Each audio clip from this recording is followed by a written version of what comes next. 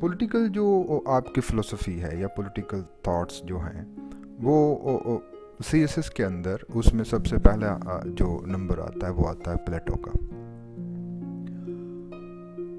آپ یہ سوچ رہے ہوں گے یقیناً کہ وائی ناٹ سوکریٹیز, سوکریٹی کیوں نہیں. سوکریٹی کا ایز سچ آپ لوگوں کے پاس کوئی بھی ریٹن مٹیریل نہیں ہے, ریٹن فارم کے اندر کوئی بھی چیز ایسی نہیں ہے جو بلیک اینڈ وائٹ آپ کے پاس اویلیبل ہو. سوکریٹی کا جو انٹروڈکشن ہے پوری دنیا کو جو دیا ہے وہ پلیٹو نے ہی دیا ہے تھرو اٹس رائٹنگ.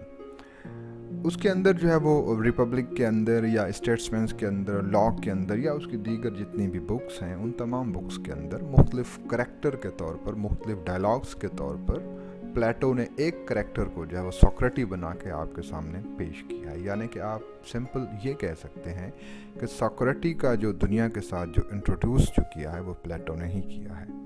تو اس وجہ سے سوکریٹی یا اس سے پری سوکریٹک جتنے بھی آپ کے فلسفرس ہیں وہ آپ کے سلیبس کا حصہ نہیں ہیں. اب ہم آ جاتے ہیں کہ پلیٹو کو ہم سٹارٹ کرتے ہیں. پلیٹو کی جو یہ پوری کی پوری جو آج کا پلیٹو کے اوپر ہم صرف 2 ویڈیوز کریں گے.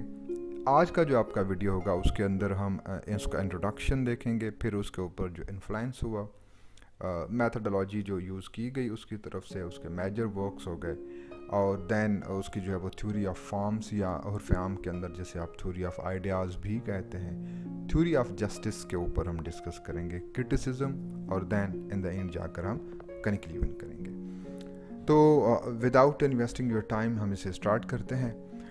سب سے پہلے تو آپ کو یہ معلوم ہوگا کہ پلیٹو کی جو کیا کہتے ہیں کہ جو برتھ ہوئی ہے وہ ہوئی ہے ایتھنس کے اندر. ایتھنس اس ٹائم کا اپنا ایک سٹی اسٹیٹ تھا یونان کے اندر, اور یونان کی جو گریک جو سویلائزیشن ہے وہ کمپلیٹلی آپ کی, جب آپ اس کا پولیٹیکل اسٹرکچر دیکھیں گے تو وہ مکمل طور پر بیس کرتی ہے سٹی اسٹیٹ کے اوپر. اب یہ سٹی اسٹیٹ کیا ہے؟ سٹی اسٹیٹ ایک طرح کا آپ یوں سمجھ لیجئے کہ ایک unitary form of the government ہے, کہ جس کے اندر کوئی بھی یونٹ نہیں ہے, فیڈرل یونٹ نہیں ہے, وہ ایک شہر بھی ہے اور بذات خود وہ کیا ہے ایک اسٹیٹ بھی ہے. تو اسی طرح سے یعنی ایسے پولیٹیکل سیٹ اپ کو آپ کیا کہیں گے؟ سٹی اسٹیٹ کہیں گے. مختلف سٹی اسٹیٹس ہیں وہاں پر سب سے زیادہ جو مقبول, سب سے زیادہ جو پرومیننٹ آپ کو نظر آئیں گی وہ 2 نظر آئیں گی, ایک ایتھنس اور اس کا جو الٹ ہے یا اس کا جو اپوننٹ ہے جسے عام طور پر آپ اسپارٹا کہتے ہیں. تو یہ دونوں آپ کو پرومیننٹ یا ڈومیننٹ کرتے ہوئے نظر آئیں گی. وہاں پر پلیٹو کا برتھ ہوتا ہے 427 کے اندر. 428 بھی بہت سارا لکھتے ہیں, 429 بھی بعض اوقات رائٹرز لکھتے ہیں, لیکن زیادہ تر موسٹ آف دی رائٹرز جو ہیں وہ آپ کو 427 لکھتے ہیں. پھر جو ہے یہ ان کی جو ڈیتھ ہوتی ہے وہ 347 بی سی کے اندر. بی سی جو ہوگا وہ ہمیشہ ریورس کے اندر آئے گا, وہ پیچھے آئے گا. اے ڈی جو ہوگا وہ ہمیشہ فارورڈ پوزیشن کے اندر جائے گا. اچھا, اسے پلیٹو کو ہم کہتے ہیں فادر آف آئیڈیلزم بھی کہتے ہیں, اسے ہم فادر آف پولیٹیکل فلسفی بھی کہتے ہیں. پولیٹیکل فلسفی اور پولیٹیکل سائنس کے اندر ایک فرق ہے, یہ ہم آگے چل کر اس کے اوپر ہم ڈسکس کریں گے. پلیٹو جب آئیں گے تو اسے ہم کہیں گے فادر آف پولیٹیکل فلسفی. جب ارسطوٹل آئیں گے تو اسے ہم کیا کہیں گے؟ Father of political science. اسے ہم فادر آف پولیٹیکل فلسفی نہیں کہیں گے, یہ آپ ذہن میں رکھیں. اچھا, دوسری آپ کو ذہن میں ایک بات یہ بھی رکھنی ہوگی کہ جتنی بھی آپ کے پولیٹیکل تھنکرز ہوتے ہیں یا فلسفرز ہوتے ہیں یا رائٹر ہوتے ہیں, ان تمام کی جتنی بھی رائٹنگز ہوتی ہیں, ان تمام کے جتنے بھی نظریات ہوتے ہیں, آئیڈیاز ہوتے ہیں, وہ ہمیشہ کسی نہ کسی چیز سے انفلوئنسڈ ہوتے ہیں. یا تو اس کی زندگی کے اندر کچھ ایسا ایکسپیرینس ہوگا, یا تو اس کے ارد گرد جتنے بھی حالات ہیں, جو انوائرمنٹ ہیں, اس کا کوئی نہ کوئی اس کے اوپر اثر ہوگا. تو پلیٹو بھی یقیناً ایک انسان تھے, تو اس کے اوپر بھی ان تمام چیزوں کا کیا ہوا؟ ایک انفلوئنس ہوا. 2 طرح کے انفلوئنس اس کے اوپر ہوئے ہیں. ایک تو وہ انفلوئنس جو اس کے ارد گرد ہو رہا ہے, یعنی کہ اس کا انوائرمنٹل افیکٹ جسے آپ کہتے ہیں, نمبر 1. نمبر 2, یہ جس لوگوں سے انسپائرڈ تھے, جن لوگوں سے, وہ لوگ کون تھے؟ وہ ظاہر ہے وہ بھی فلسفی ہی ہوں گے. اور وہ فلسفی کون تھے؟ یا تو وہ سوکریٹ ہوں گے, یا تو وہ سوکریٹ سے پہلے والے, جسے آپ عام طور پر پری سوکریٹک فلسفر کہتے ہیں. اب وہ پری سوکریٹک فلسفرز کا بھی اس کے اوپر امپیکٹ ہے. اس کے اوپر جو امپیکٹ ہے وہ اس کی इन्वायरमेंट का इम्पैक्ट भी है। अब इन्वायरमेंट का कैसे इम्पैक्ट है, सबसे पहले जो इन्वायरमेंट का इसके ऊपर इम्पैक्ट है वो है एक जंग का, और वो जंग क्या है जिसे आप क्या कहते हैं, पेलोपोनेशियन वार। अब ये जंग जो है ये स्टार्ट हुई है 431 BC के अंदर और ये ख़त्म हुई है 404 BC के अंदर। अब ये जंग किसके दरमियान है, ये जंग है एथेंस और स्पार्टा के दरमियान। अब ज़ाहिर है इस जंग के दौरान ही 427 के अंदर प्लेटो की क्या हुई है, बर्थ हुई है। वो बचपन की ज़िंदगी चाइल्डहुड के अंदर वो गुजरा है और फिर उसने ये देखा है कि इस जंग के अंदर स्पार्टा जीत रहा है, एथेंस हारे हैं, और एथेंस की क्या हुई है, उसके अंदर बहुत ज़्यादा तजलील हुई, बहुत ज़्यादा ह्यूमिलिएशन हुई। फिर ये इस नतीजे के ऊपर पहुंचा कि इसकी जो बेसिक वजह है, बेसिक काज जो है, वो हमारी एडमिनिस्ट्रेशन है, वो हमारी पॉलिटिकल सेटअप है। पॉलिटिकल सेटअप किस तरह से, वो इस तरह से कि भाई जितने उस टाइम दो तरह के पॉलिटिकल ग्रुप जो है वो एथेंस के अंदर पाए जाते थे। एक को आप कहते हैं ओलिगार्क्स कहते हैं, दूसरे को आप डेमोक्रेट्स कहते हैं। अब ओलिगार्क और डेमोक्रेट, जिस तरह से हमारे पास आजकल क्या होती हैं पॉलिटिकल पार्टीज़ होती हैं, इसी तरह से उस टाइम पॉलिटिकल ग्रुप थे ये, एक ओलिगार्क एक डेमोक्रेट्स। इन दोनों के दरमियान पॉलिटिकल राइवलरी, पॉलिटिकल फाइट वो चलती रहती थी। ओलिगार्क्स का जो व्यू था वो ये था कि हुकूमत जो होनी चाहिए वो सिर्फ सिलेक्टेड फ्यू के पास होनी चाहिए, जबकि डेमोक्रेट्स का ये मानना था कि हुकूमत का जो सेटअप होना चाहिए वो एक पार्लियामेंट टाइप का कुछ होना चाहिए, जिसमें हर आदमी का, यानी कि आपका जो मॉडर्न जो डेमोक्रेसी है, इस तरह का कुछ यानी कि वो फेवर करते थे। बहरहाल इन दोनों को बहुत ही ज़्यादा नापसंद करते थे। प्लेटो भी नापसंद करते थे, अरिस्टोटल भी इसे नापसंद करते थे, इवन सोक्रेटिस भी इन्हें नापसंद करते थे। और क्यों नापसंद करते थे?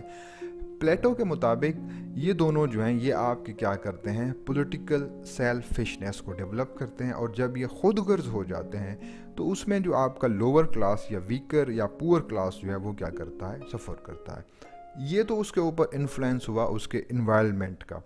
अब दूसरा कौन सा इन्फ्लुएंस हुआ इसकी राइटिंग के ऊपर, वो ज़ाहिर है फ़लसफ़ियों का हुआ है। मिसाल के तौर पर सोक्रेटिस का इन्फ्लुएंस इसके ऊपर हुआ। सोक्रेटिस की जो डायलैक्टिकल मेथड है वो इसने अडॉप्ट कर ली। थ्योरी ऑफ नॉलेज जो सोक्रेटिस किया वो इसने अडॉप्ट कर ली, और ज़ाहिर है उसकी जो ज़िंदगी के साथ जो उसका जो अनफेयर ट्रायल जो हुआ उसका इसके ऊपर इम्पैक्ट भी हुआ। इसी तरह से जो है वो पैथागोरियंस प्री सोक्रेटिक जो है वो एक फ़लसफ़ी है। पैथागोरियंस की एक थ्योरी है ट्राइपार्टाइट सोल थ्योरी, और उसके अंदर वो क्या कहते हैं, वो ये कहते हैं कि ह्यूमन सोल जो है वो 3 तरह के होते हैं। तो इस तरह से यानी कि आगे चलकर आप देखेंगे कि जो थ्योरी ऑफ जस्टिस के अंदर जो प्लेटो बताएंगे कि इंसान का सोल जो है वो 3 तरह का होगा, वो यहीं से इन्फ्लुएंस लेता है। फिर जो थ्योरी ऑफ कम्युनिज्म के अंदर वो बताएंगे कि आपकी सोसाइटी के अंदर 3 क्लासेस होनी चाहिए, तो उसकी भी बेसिकली जो मेन जो बेसिस है या मेन इन्फ्लुएंस जो है वो पैथागोरियंस ही है। परमिटीज़ से मुखातिब परमिटीज़ भी ये कहते थे कि आपकी रियलिटी और आइडियाज़ के अंदर बहुत ज़्यादा फ़र्क है। तो इस वजह से थ्योरी ऑफ फॉर्म के अंदर आप देखेंगे कि प्लेटो ने आपको ये बता दिया कि जो आपका जो मटेरियल जो है ये बेसिकली क्या है, इट इज़ मेरली रिफ्लेक्शन है। ये किसकी रिफ्लेक्शन है? ये रियलिटी की रिफ्लेक्शन है, उसका अक्स है, इसके अलावा इसकी कोई हैसियत नहीं है। तो ये परमिटीज़ से वो क्या हुआ, इन्फ्लुएंस हुआ। हेराक्लिटस का ये मानना था कि change is the characteristics of the world in which we live. इसी से अज्यूम होकर प्लेटो ने आपको ये बता दिया कि दुनिया के अंदर हर चीज़ जो है वो एक स्टैटिक पोजीशन के अंदर है। तो इस तरह से यानी कि ये इन तमाम लोगों से क्या हुए, इन्फ्लुएंस्ड हुए। 2 तरह के इन्फ्लुएंस आपको मैंने बताए, एक तो इन्वायरमेंटल इफ़ेक्ट, दूसरा यानी कि उससे पहले वाले जो फ़लसफ़ी हैं उनकी राइटिंग्स का इम्पैक्ट। अब हम आ जाते हैं कि किस तरह के मेथड या किस तरह की मेथडोलॉजी प्लेटो ने अडॉप्ट किया। ज़ाहिर है जितने भी आपकी फ़लसफ़ी होंगे उन्होंने कोई ना कोई मेथडोलॉजी अडॉप्ट की होगी अपने आप को या अपने आइडियाज़ को एक्सप्रेस करने के लिए। प्लेटो के बारे में ये कहा जाता है कि प्लेटो ने मुख्तलिफ़ किस्म के जो मेथड्स हैं वो अडॉप्ट किए हैं। ज़्यादातर जो उसका मेथड है वो 2 तरह के मेथड के ऊपर वो हैवली रिलाई करता है। एक तो वो रिलाई करता है डायलैक्टिकल मेथड के ऊपर, रिपब्लिक पूरी की पूरी उसकी जो है वो डायलैक्टिकल मेथड के ऊपर लिखी हुई है। दूसरा उन्होंने जो है वो डिडक्टिव मेथड भी जो है वो अडॉप्ट किया हुआ है।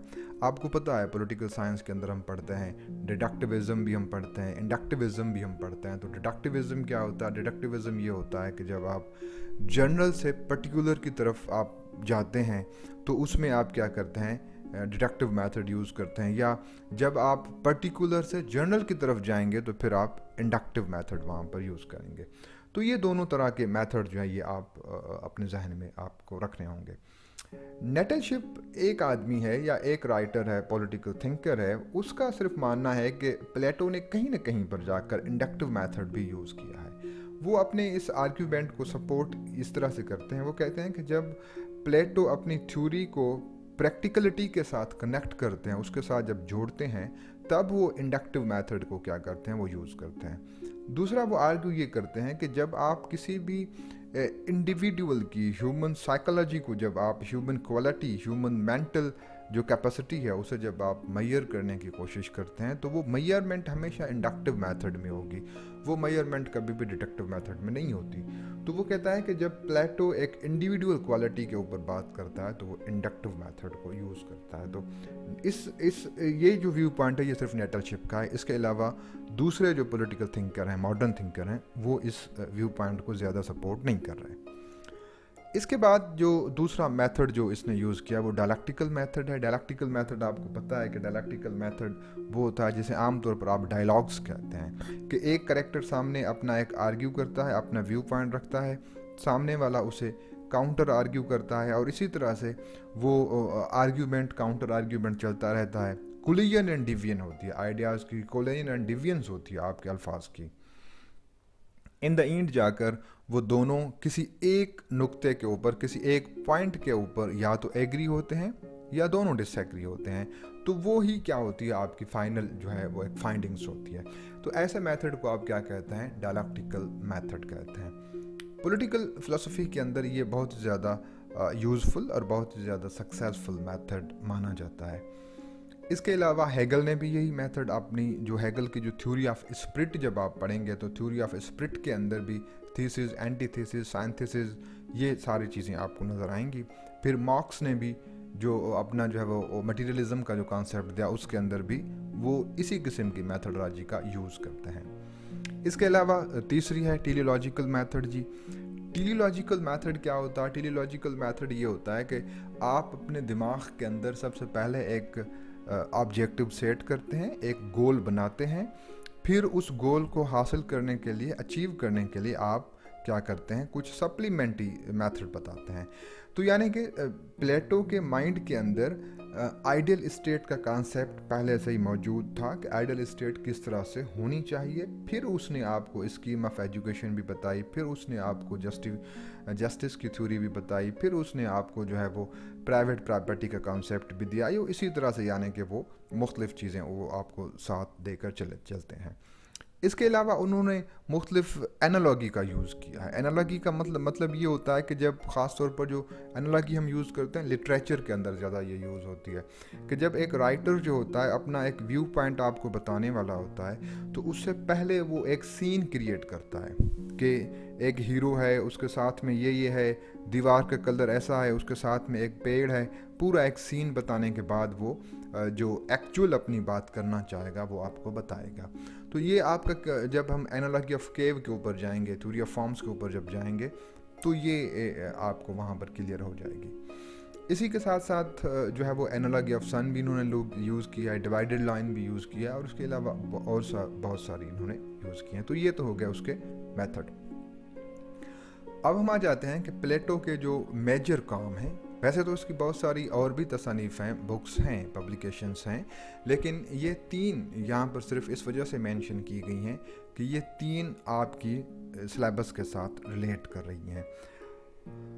इसमें सबसे ज़्यादा जो इम्पॉर्टेंट है वो आपकी द रिपब्लिक है। द रिपब्लिक इस वजह से कि रिपब्लिक के अंदर फ़िलोसोफर किंग का कॉन्सेप्ट दिया गया है, आइडियल स्टेट का कॉन्सेप्ट दिया गया है, थ्योरी ऑफ जस्टिस का इसमें जो है वो कॉन्सेप्ट दिया गया है। तो उसके अलावा जो है वो स्टेट्समैन्स भी है, लॉ भी है, ये दोनों भी पॉलिटिकल साइंस रिलेट करती हैं। इन दोनों का देने का यहाँ पर जो मेन मकसद है वो ये है कि यहाँ पर आपको जो है वो प्लेटो की जो आइडियाज़ या प्लेटो की जो थिंकिंग है उसके अंदर आपको थोड़ी बहुत चेंज नज़र आएगी. फॉर एग्ज़ाम्पल जब आप द रिपब्लिक पढ़ेंगे तो द रिपब्लिक के अंदर बहुत ही ज़्यादा परफेक्शनलिस्ट आपको नज़र आएंगे, यानी कि वो कहेंगे कि हर चीज़ आइडियल होनी चाहिए, इमोशन आइडियल होने चाहिए, आपके जो है वो सोसाइटी आइडियल होनी चाहिए, आपकी ह्यूमन लाइफ आइडियल होनी चाहिए, आपकी मोरालिटी आइडियल होनी चाहिए, एजुकेशन आइडियल होनी चाहिए. लेकिन जब वो द लॉ लिखते हैं, द लॉ के अंदर वो इस किस्म की यानी कि थोड़ा बहुत वो कंप्रोमाइजिंग पोजीशन के अंदर आ जाते हैं. वो इस वजह से होता है कि जब आपकी ह्यूमन नेचर जो है वो हमेशा एक जैसी नहीं रहती, यानी कि वो हमेशा जो ह्यूमन बिहेवियर या ह्यूमन एटीट्यूड है या ह्यूमन थिंकिंग जो है वो वक्त के साथ साथ, टाइम के साथ साथ उसके अंदर थोड़ी बहुत वेरिएशन आपको नज़र आएंगी.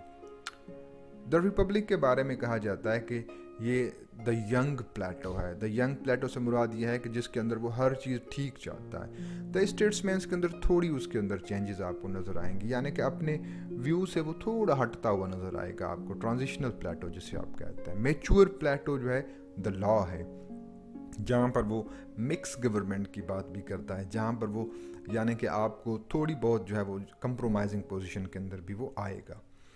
कभी कभी क्वेश्चन ये भी आ जाता है सीएसएस के अंदर कि द रिपब्लिक के ऊपर आप समरी लिखें या द रिपब्लिक के करैक्टरिस्टिक्स आप लिखें. तो एक बात तो आप जहन में ये रखें कि द रिपब्लिक जो है वो सिर्फ पॉलिटिकल साइंस की बुक नहीं है.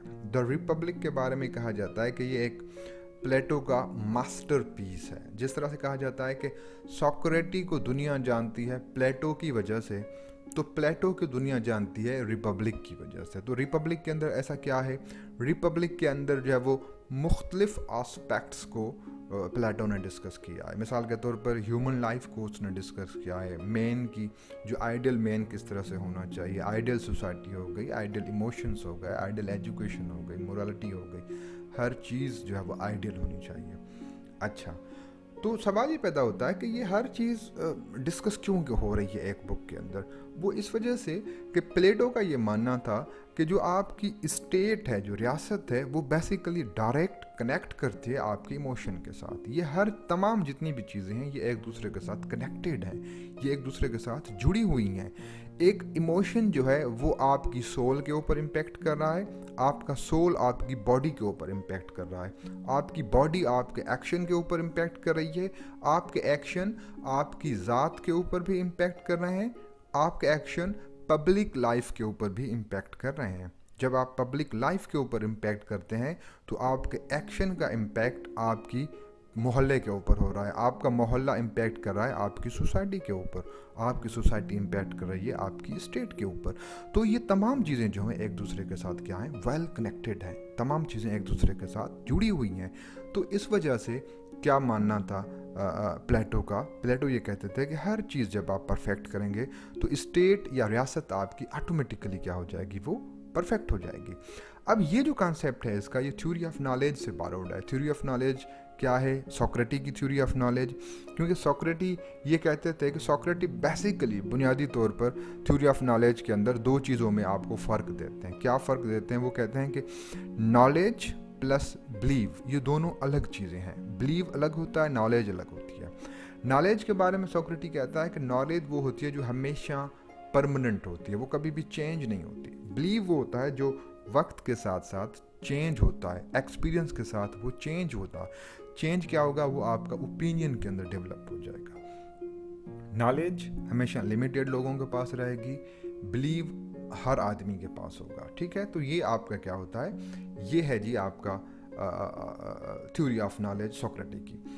अच्छा, तो इसी बेसिस के ऊपर जो है वो ये तकरीबन आप देखेंगे तो तकरीबन हर चीज़. अच्छा, नॉलेज के बारे में प्लेटो का ये क्या मानना है नॉलेज के बारे में, क्योंकि सोक्रेटिस ये कहते थे कि नॉलेज जो है वो हमेशा ट्रूथफुल है. नॉलेज जो है आपकी क्या है, वो हमेशा आपके साथ रहेगी. प्लेटो क्या कहता है, प्लेटो ये कहता है कि नॉलेज इज़ विर्चू. विर्चू क्या होती है, विर्चू होती है आपकी बिल्कुल मतलब हाईएस्ट जो आपकी मोरालिटी की जो लेवल है, दैट इज़ विर्चू, वो आपकी विर्चू होती है. प्लेटो ये कहता है कि जो नॉलेज आप गेन करते हैं वो हमेशा रैशनैलिटी के थ्रू आती है, वो हमेशा लॉजिक के थ्रू आती है, वो हमेशा आपकी इन्वेस्टिगेशन के थ्रू आएगी नॉलेज. कभी भी, अच्छा, जबकि बिलीव जो है वो आपका बिलीव हमेशा सुनी सुनाई बातों के ऊपर भी होता है, बिलीव हमेशा आपका गैस के ऊपर, गैस वर्क के ऊपर भी होगा, लक के ऊपर भी होगा। तो इस वजह से वो कहते हैं कि नॉलेज जो है आपकी विर्चू, या सोक्रेटिस जिस तरह से कहते थे कि नॉलेज इज़ विर्चू, ये कहते हैं विर्चू इज़ नॉलेज। ठीक है, तो इसी तरह से यानी कि आपको ये थोड़ा समझने की कोशिश है। अच्छा, रिपब्लिक के अंदर आपको एक मुकम्मल एक आइडियलिस्टिक नज़र आएंगे। प्लेटो जब वो मूव करते हैं लॉ की तरफ तो वहाँ पर आपको प्रैग्मेटिक नज़र आएंगे। तो इस वजह से यानी कि वो क्या होता है, इसके अंदर ये थोड़ी बहुत आपको वेरिएशन नज़र आएगी। अब हम आ जाते हैं इसकी थ्योरी ऑफ फॉर्म्स के ऊपर। थ्योरी ऑफ फॉर्म्स को हम थ्योरी ऑफ आइडियाज़ भी कहते हैं। अब थ्योरी ऑफ फॉर्म्स क्या है? अब इसके अंदर ये है कि भाई देखें, दो चीज़ें हैं दुनिया के अंदर। एक होता है आपका आइडिया, दूसरा होता है आपका मैटर। जितने भी आपके पॉलिटिकल फिलोसोफर्स हैं उनमें से बहुत सारों ने कहा है कि दुनिया के अंदर आइडिया ही सब कुछ है। बहुत सारों ने कहा है कि आइडिया दुनिया के अंदर कुछ नहीं है, दुनिया के अंदर हर चीज़ मैटर है। मार्क्सिस्ट जितने भी हैं, कार्ल मार्क्स हो गया, एंगल्स हो गया, लेनिन हो गया, ये जितने भी हैं, लेफ्टिस्ट जिसे आमतौर पर पाकिस्तान में कहा जाता है, इन तमाम का ये मानना है कि दुनिया में हर चीज़ मैटर है, आइडिया कुछ भी नहीं है। यूनानी जो हैं उनका ये मानना था कि दुनिया के अंदर हर चीज़ आइडिया है, मैटर कुछ भी नहीं है। अच्छा, आइडिया किस तरह से? वो कहते हैं कि दुनिया के अंदर जो जितना भी मैटर है, ये मैटर बेसिकली क्या है? ये मैटर आपका बेसिकली वो है जो आइडिया की रिफ्लेक्शन है। मिसाल के तौर पर अगर आपके पास एक लैपटॉप है तो वो लैपटॉप क्या है? एक मैटर है। अब ये लैपटॉप मैटर तो हुआ, लेकिन इसे लैपटॉप को बनाने से पहले ये आइडिया किसी के दिमाग के अंदर आया होगा, ये किसी के माइंड के अंदर आया होगा। तो सबसे ज़्यादा जो यूज़फुल चीज़ हुई वो क्या हुई? वो आपका लैपटॉप नहीं हुआ, सबसे ज़्यादा यूज़फुल चीज़ वो आइडिया हुआ जो किसी इंजीनियर या किसी साइंटिस्ट के दिमाग के अंदर आया होगा।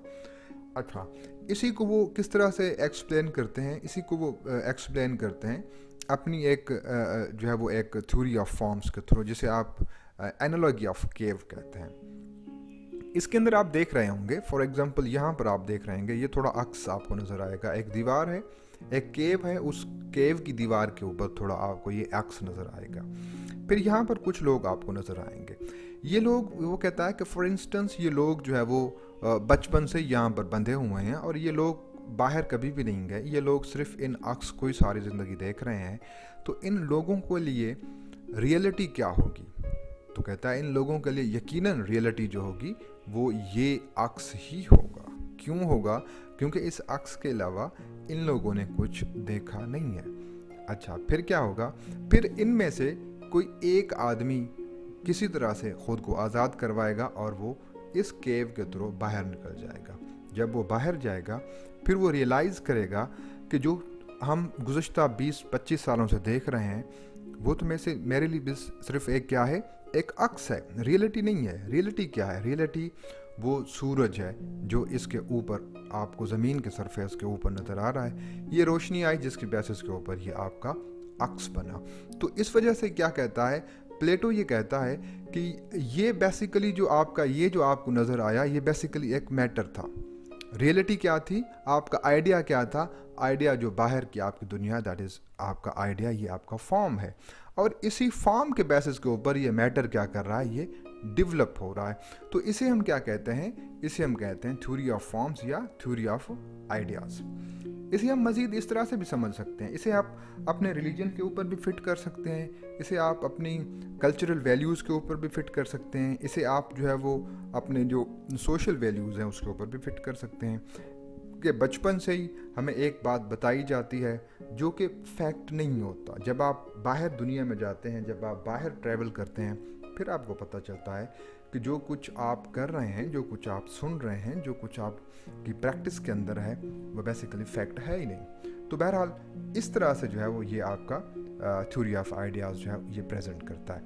इसकी प्रेजेंट करने का मकसद क्या है? इसके प्रेजेंट करने का मकसद सिंपल है।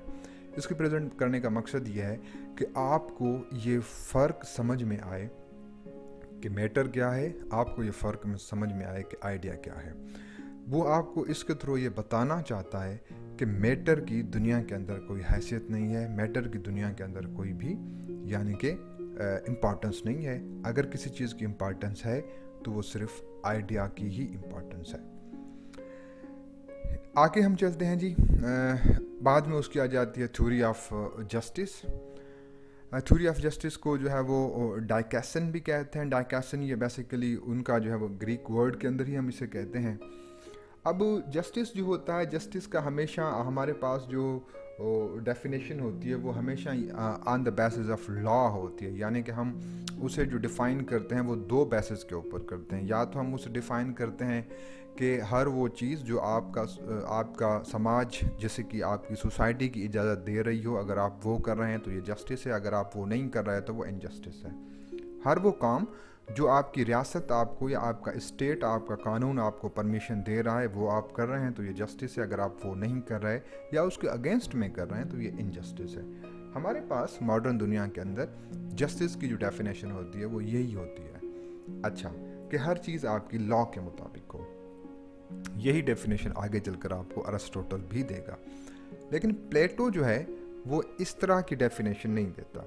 پلیٹو یہ کہتا ہے کہ آپ کی جو جسٹس ہے وہ صرف لا نہیں ہے, جسٹس آپ کی سوشل ہارمنی ہے. جسٹس وہ ہے کہ سماج کے اندر ہر چیز لیونگ چاہے نان لیونگ تھنگس, وہ ہر چیز برابری کی سطح کے اوپر ہو, ہارمنی کی پوزیشن کے اندر ہو. اس کے مطابق جسٹس جو ہے یہ مورالٹی ہے. یعنی کہ اگر آپ امورل کام کر رہے ہیں تو یہ جسٹس نہیں ہے. اس کے مطابق جسٹس جو ہے یہ کیا ہے, آپ کی something closer to the righteousness ہے. یعنی کہ اس طرح کی, یعنی کہ اس کی کیا ہے, ایک کانسیپٹ ہے جسٹس سے ریلیٹ کرنے کا.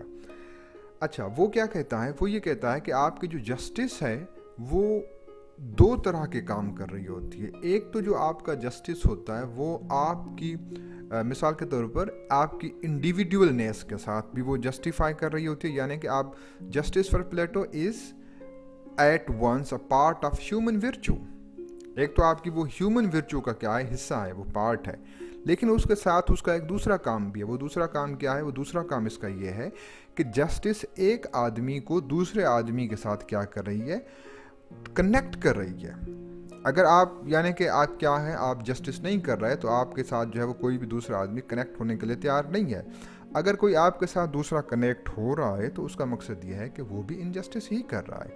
تو اس وجہ سے یعنی کہ جسٹس جو ہے وہ دو طرح کے کام کر رہی ہوتی ہے. ایک آپ کی ہیومن ورچو کے ساتھ بھی وہ کنیکٹڈ ہوتی ہے, دوسرا وہ آپ کو آپ کے سماج کے ساتھ بھی کنیکٹ کر رہی ہوتی ہے.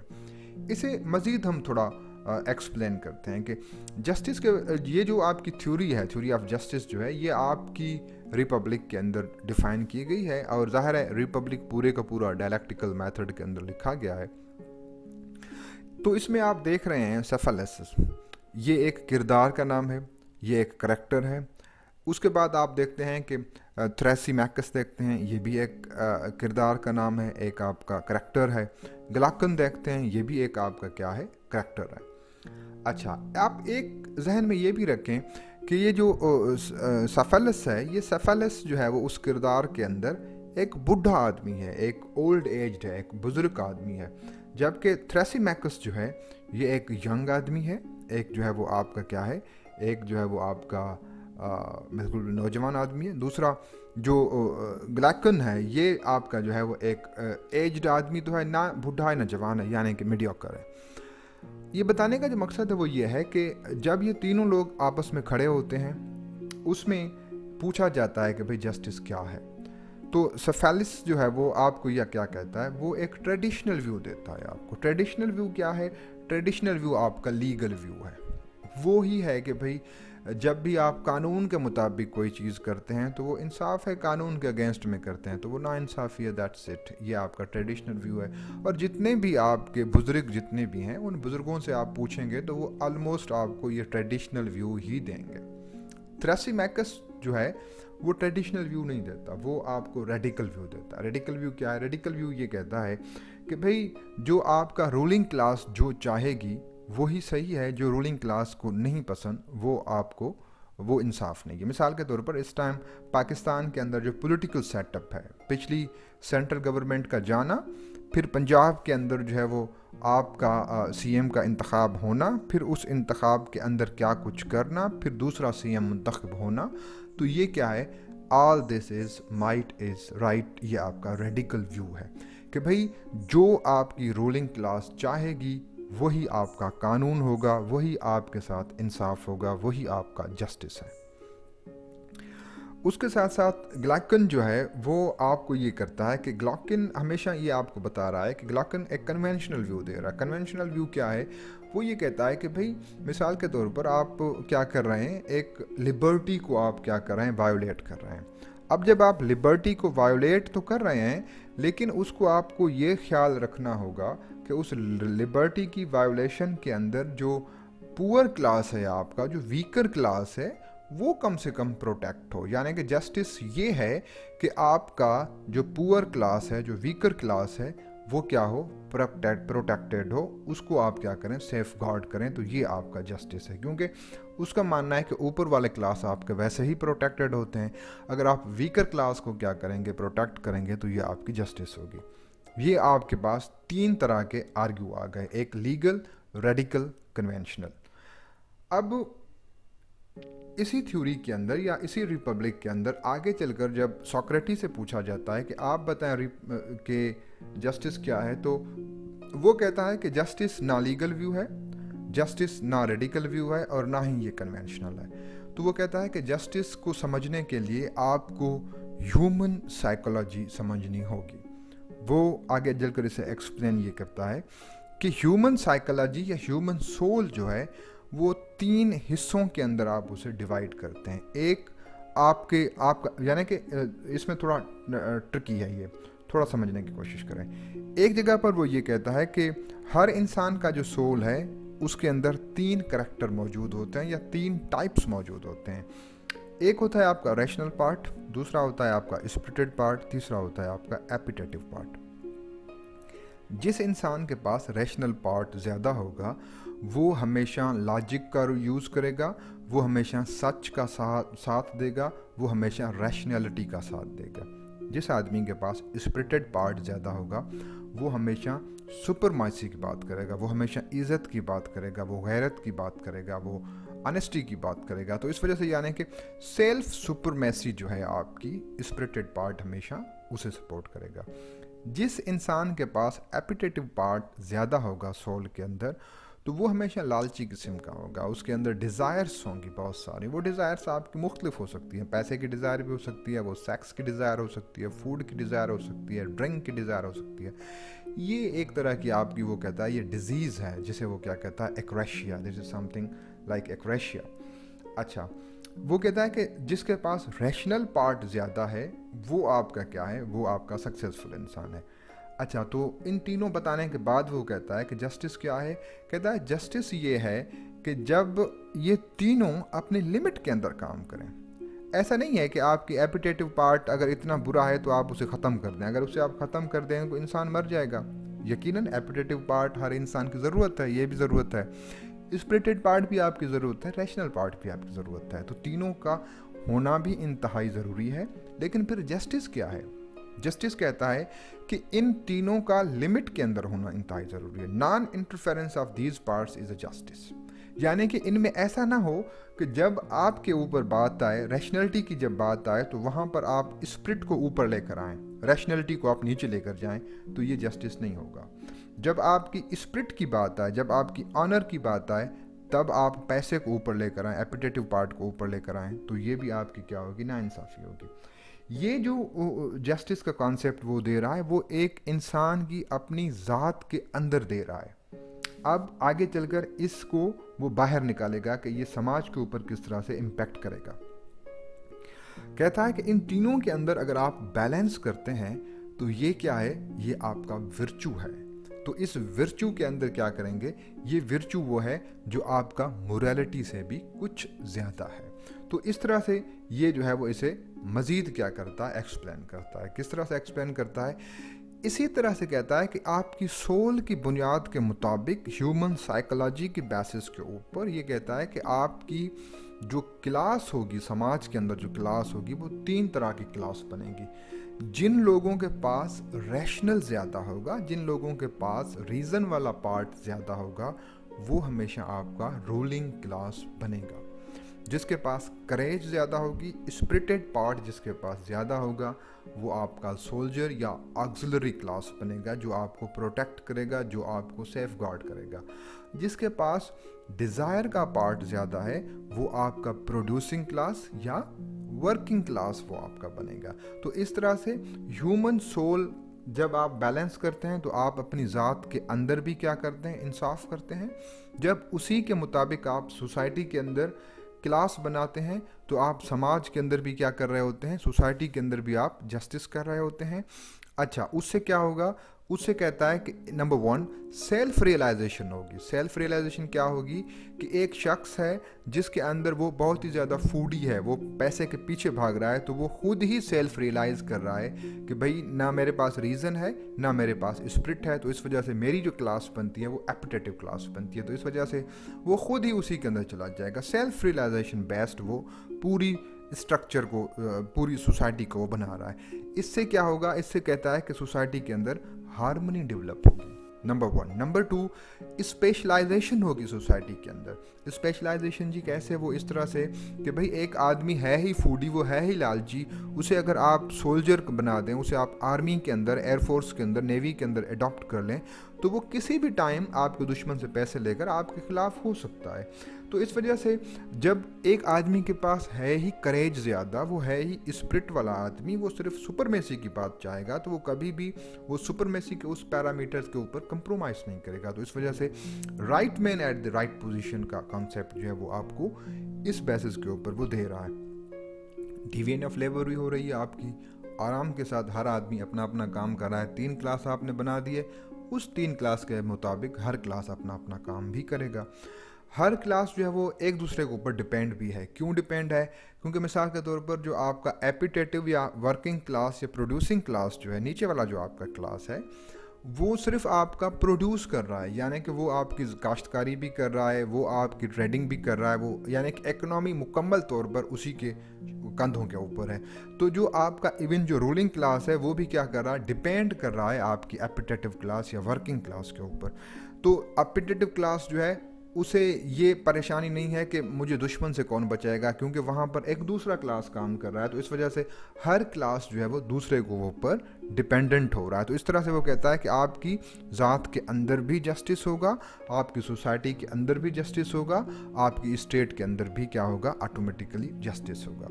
پھر آگے چل کر وہ کہتا ہے کہ جسٹس جو ہے وہ آپ کی یہ نہیں ہے کہ آپ صرف رائٹ کی بات کریں، جس طرح سے ہمارے پاس ہوتا ہے کہ ہمارے رائٹ سے جوڑتا ہے وہ ڈیوٹی کو بھی، رسپانسبلٹی کو بھی جوڑتا ہے کہ بھئی جسٹس یہ بھی ہے کہ جس آدمی کا جو کام ہے وہ کام بھی کرے۔ ایسا نہیں ہے کہ اگر کوئی ٹیچر ہے تو وہ پڑھائے ہی نہ، وہ صرف تنخواہ کے اوپر بات کرے، وہ کلاس کے اوپر جا کر پڑھانے کی بات نہ کرے، تو یہ جسٹس نہیں ہے۔ اسی طرح سے اگر کوئی آپ کا حکمران ہے تو وہ صرف جو ہے وہ بجٹ کی بات نہ کرے، وہ کام کی بھی بات کرے۔ تو اس طرح سے یعنی کہ یہ وہ کہتا ہے کہ یہ دونوں چیزیں جب بیلنس ہوں گی پھر آپ کا کیا بنے گا؟ جسٹس بنے گا۔ اس کے اوپر بہت ساری تنقید بھی کی گئی جسٹس کے اوپر۔ سب سے پہلی جو تنقید جو بہت ہی زیادہ ویلڈ لگتی ہے وہ یہ لگتی ہے کہ یہ مکمل جو کانسیپٹ ہے یہ مکمل طور پر آپ کا سیلف کنٹرول کے اوپر ڈیپینڈ ہے۔ سیلف کنٹرول کیا ہے؟ مثال کے طور پر کہ بھئی ایک آدمی جو ہے وہ کس طرح سے خود کو جو ہے وہ اپنی خواہشات کو، اپنی جو ہے وہ ریشنالٹی کو، اپنی اسپرٹ کو کس طرح سے وہ کنٹرول کرے گا؟ اگر آپ ہر آدمی کو آزاد چھوڑ دیں اور اسے کہیں کہ آپ خود ہی جا کر کنٹرول کریں تو یہ ممکن نہیں ہے۔ ممکن کیوں نہیں ہے؟ کیونکہ جب ایک بچہ ہے، اس بچے کے سامنے اگر آپ کھانا رکھتے ہیں تو اس بچے کو یہ پتہ نہیں چلتا، وہ یہ نہیں دیکھتا کہ آپ کے ریاست کے قانون کیا ہیں، آپ کے سماج کے قانون کیا ہیں، آپ کے فیملی کے قانون کیا ہیں۔ وہ بچہ اس کی کبھی بھی کمپرومائز اس کے اوپر سوچے گا ہی نہیں، وہ صرف کیا کرے گا؟ وہ صرف کھائے گا۔ ٹھیک ہے، جب کھائے گا، اب وہ بچہ جب بڑا ہوگا پھر بوڑھا ہوگا تو اس کے اندر آہستہ آہستہ وہ کیا ہوگا؟ کنٹرول ہوگا۔ تو اس کی کرٹیسزم یہ کی جاتی ہے کہ یہ سیلف کنٹرول کے اوپر مکمل طور پر ڈیپینڈ ہے۔ ہم غلط کام کیوں نہیں کرتے؟ ہم غلط کام اس وجہ سے نہیں کرتے کہ ہم اچھے ہیں۔ غلط کام ہم اس وجہ سے نہیں کرتے کیونکہ ہمیں خوف ہے۔ ہمیں کس چیز کا خوف ہے؟ ہمیں قانون کا خوف ہے، ہمیں اداروں کا خوف ہے، ہمیں ریاست کا خوف ہے، ہمارے اوپر لیگل سینکشنز لگائی گئی ہیں۔ तो जो थ्योरी ऑफ जस्टिस प्लेटो की है, इसके अंदर आपको कहीं पर भी लीगल सैंक्शंस नज़र नहीं आएंगी, ये सिर्फ सेल्फ कंट्रोल की बात कर रहा है। तो लोगों ने ये कहा, जो इनकी जो क्रिटिक हैं उनका ये मानना है कि सेल्फ कंट्रोल हमेशा वक्त के बाद, एक्सपीरियंस के बाद आएगा। नौजवानी के अंदर सेल्फ कंट्रोल नहीं आएगा, बचपन के अंदर सेल्फ कंट्रोल नहीं आएगा। तो बचपन से लेकर 20-25 साल तक तो ये उसके पास सेल्फ कंट्रोल है ही नहीं, सेल्फ रियलाइजेशन भी नहीं है उसके पास। तो ये जब चीज़ें हैं ही नहीं, तो वो किस तरह से यानी कि आपकी इस जस्टिस के अंदर काम करेगा, नंबर वन। नंबर दूसरी जो इसके अंदर है वो ये है कि जब दो इंडिविजुअल के दरमियान अगर कोई क्लेश होता है तो उसको रोकेगा कौन? ना आपके पास ना पुलिस का कॉन्सेप्ट है, ना आपके पास कोई लॉ का कॉन्सेप्ट है, ना जुडिशरी का कॉन्सेप्ट है। तो यहाँ पर जो है वो एक तीसरा जो है वो एक फरीक होना चाहिए जो कि दोनों की जाने के प्रॉब्लम्स को क्या करे, सॉर्ट आउट करे, दोनों के दरमियान सुलह करवाए। तो इसके अंदर जो है वो जस्टिस के अंदर आपको ऐसी किस्म की कोई तीसरा इंस्टीट्यूशंस जो है वो आपको मिसिंग नज़र आएगा। फिर ये भी इसके ऊपर ये हुई कि जिसके पास रीज़न ज़्यादा है, जिसके पास जो है वो लॉजिक ज़्यादा है, वो रूल ही करेगा, और जिसके पास नहीं है तो वो रूल नहीं करेगा। तो इससे क्या होगा कि आपका जो राइट टू रूल है वो सिर्फ आप एक क्लास के पास दे रहे हैं, एक क्लास को दे रहे हैं। जब आप एक क्लास को देंगे तो वो क्लास क्या करेगी, उसकी मोनोपोली जो है वो डेवलप होगी। जब वो क्लास ये देखेगा कि स्पिरिटेड वालों के पास भी रीज़न नहीं है, एपिटेटिव वालों के पास भी रीज़न नहीं है, तो चेक एंड बैलेंस कहाँ से आएगा? चेक एंड बैलेंस तो यहाँ पर आएगा ही नहीं। तो वक्त के साथ साथ with passage of time reason वाला जो आपका क्लास है ये क्या होगा, ये करप्ट होगा, क्योंकि उसकी मोनोपोली डेवलप हो जाएगी। और जब वो करप्ट होगा तो वहीं से क्या होगा, क्यास और डिसऑर्डर आपकी सोसाइटी के अंदर डेवलप होगा। ठीक है जी। तो इस तरह से जो है वो नेक्स्ट जो हमारी वीडियो होगी उसके अंदर हम द फिलोसोफर किंग को हम डिस्कस करेंगे। हम जो हैं उसके अंदर ये भी देखेंगे कि द आइडल स्टेट के कॉन्सेप्ट को देखेंगे। उसके अंदर हम जो है वो थ्योरी ऑफ कम्युनिज्म को, उसके अंदर जो है हम थ्योरी ऑफ प्राइवेट प्रॉपर्टी को देखेंगे। Thank you so much and thank you so much for your time and patience. Okay, अल्लाह हाफिज़।